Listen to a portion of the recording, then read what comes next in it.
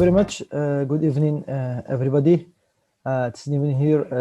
It's about 7 p.m. And it's a great honor for me to join with you with our article, with our paper. And unfortunately, my co-author couldn't attend to the meeting. Our paper is on the impact of university campuses spatial organization on pedestrian speed, which is a study a paper to study the impact of university environment, university built environment on human behavior, and taking the speed of human as a basic criteria for walkability within the university campuses, in order to make the environment as an ecosystem for education. The aim of the study is to study the impact of the university built environment on pedestrian speed, and to analyze the pedestrian walking speed on university campuses, and finally to show through a mathematical simulation model how physical variables affect the pedestrian speed, to set out criteria for designing walkable campuses, which is a basic criteria for sustainable or ecosystem university campuses. The problem that we suffered from the study was, how can a built environment, or how can a university built environment be assessed according to pedestrian speed criterion? This is very important. How can I judge on a campus it is walkable, or another campus is not walkable? There is not a measurement tool unless the researchers can make some tests, or some tests on the speed of the pedestrians who are students of both genders, males and females. That's why we have made our study in two ways, that defining the parameters or the variables of the built environment, which has three different parameters or variables that were non-physical or dependent variables: physical qualitative and physical quantitative variables. These variables were used to judge the or to analyze the university campuses, where two campuses are selected in Sulaimani city, which were University of Sulaimani, the new campuses that's been established in 2012, and the old university campus, which is another campuses that's been founded in 1968.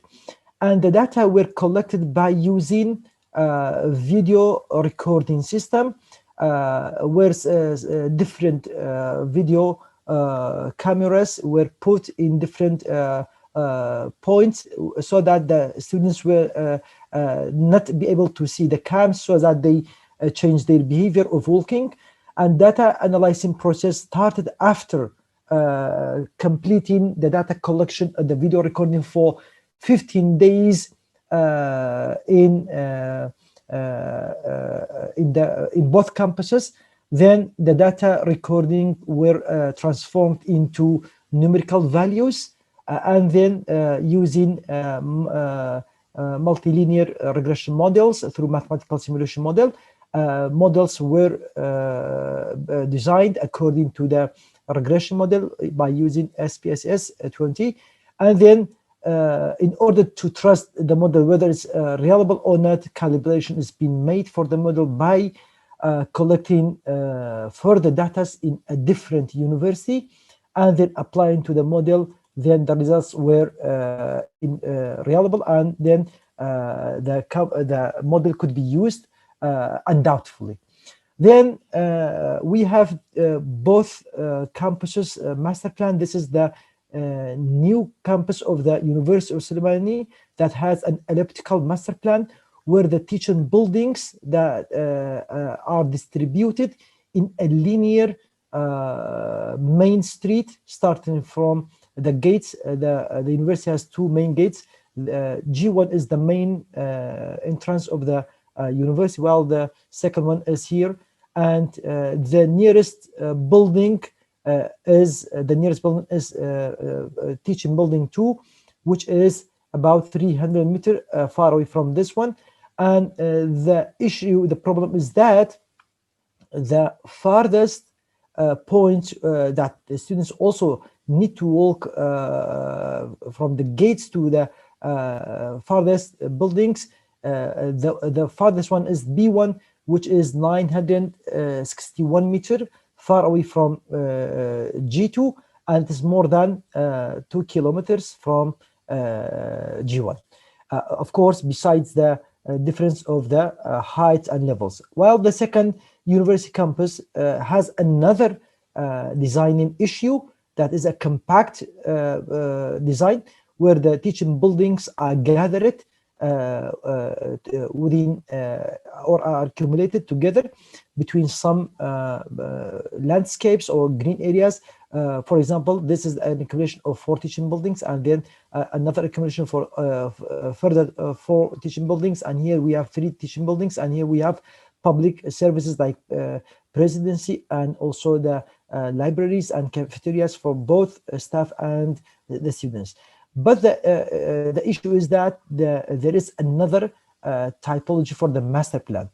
The article we have tested how the difference in master plan type can or spatial organization of the teaching buildings can impact on the students' walking behavior and walking speed.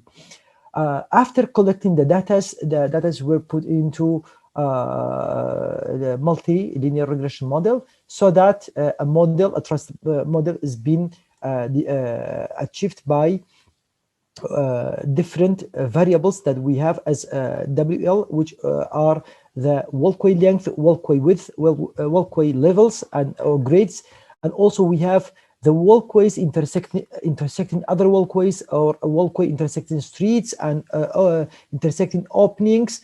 Also we have furnitures on the streets or the on the walkways. We have trees and finishing. Also pedestrian walking in alone and also in group.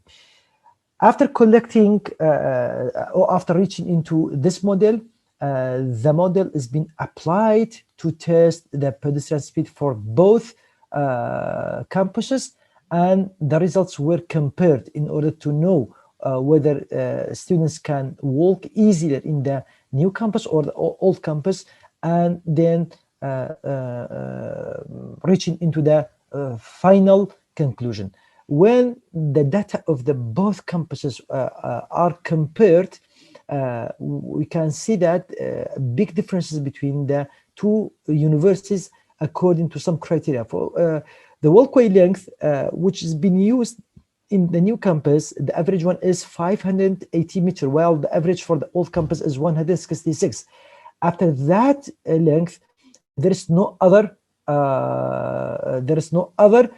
teaching buildings, or the teaching buildings can get another accesses, or they have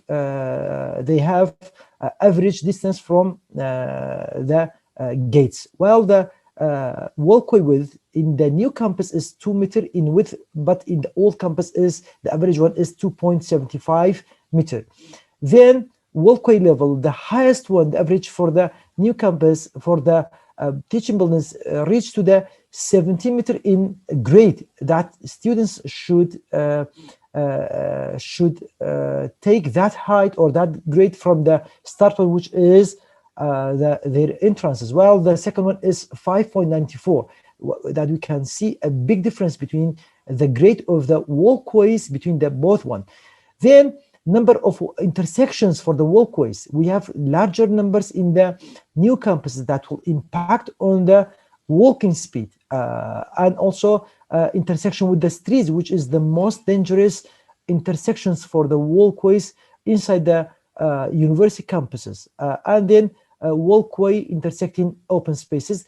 In here we have the very near results or data, because even the old campus has many intersections with open spaces due to the criteria of the educational space for ecosystem. That's why the walkways will intersect with open spaces and green areas. While the furnitures in the new campuses is less than the old campuses because of the length of the walkways. The average of the furnitures will decrease per the walkway length, while the tree numbers in the new campus is more than the old campus because the new campus has more area in growth. That's why we can see that the most effective factors that are impacting on speed of the pedestrian is a walkway intersecting streets. That is the most risky one on the ecosystem because students must stop their walking unless the vehicles or the cars will pass the walkways and the students will go. This accumulation will result in minus 1.17 as the factor to reduce the walkway speed, the pedestrian speed on the university campuses. And then height of the grade of the walkways is in the second level because the grade is changing in an average way. That's why it has the second negative impact on speed by 0.7 seconds. This way is also affecting the speedway because as we all know that the allowable grade for the every walking speed is shouldn't exceed 5% for walking. Otherwise we will face difficulty.